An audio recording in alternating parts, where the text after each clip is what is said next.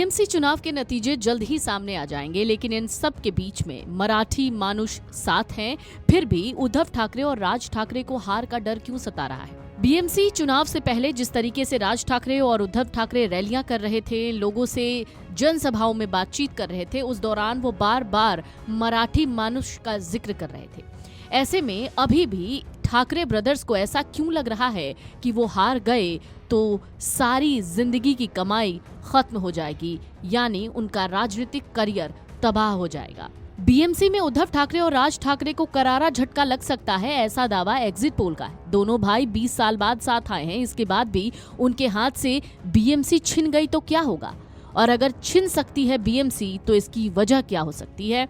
एक exit poll में ही इसके बारे में विस्तार से बताया गया।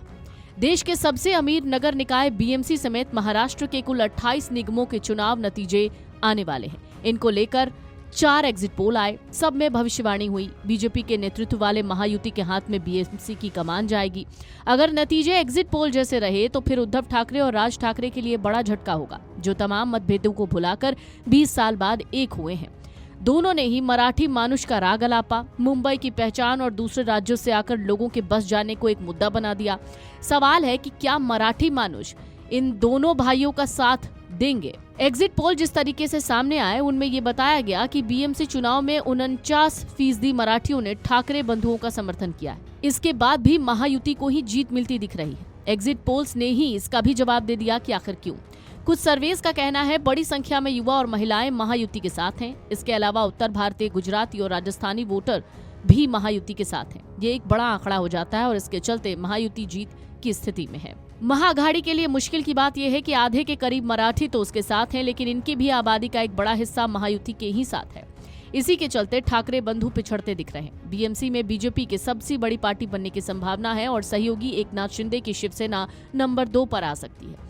अब अगर नतीजे अनुमान की तरह आए तो उद्धव ठाकरे की राजनीति के लिए बड़ा झटका होगा। ठाणे में पहले ही एकनाथ शिंदे उन्हें झटका दे चुके हैं, अब मुंबई से ही उन्हें उम्मीद थी, और अगर यहाँ बीजेपी मजबूत होती है तो फिर ठाकरे सेना के लिए करारा झटका होगा।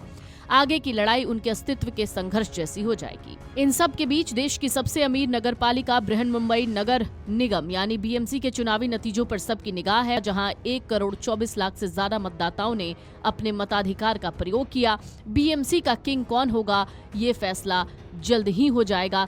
आपको बता दें, मतगणना के लिए 23 काउंटिंग सेंटर बनाए गए हैं। बीएमसी में पिछले कई दशकों से शिवसेना हावी रही, लेकिन पार्टी के विभाजन के बाद ठाकरे बंधुओं के लिए ये चुनाव किसी अग्नि परीक्षा से कम नहीं है।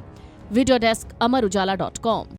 अगर आप ये वीडियो YouTube पर देख रहे हैं तो हमारे चैनल को सब्सक्राइब कर बेल आइकन दबाएं, और Facebook पर देख रहे हैं तो हमारे पेज को लाइक करें।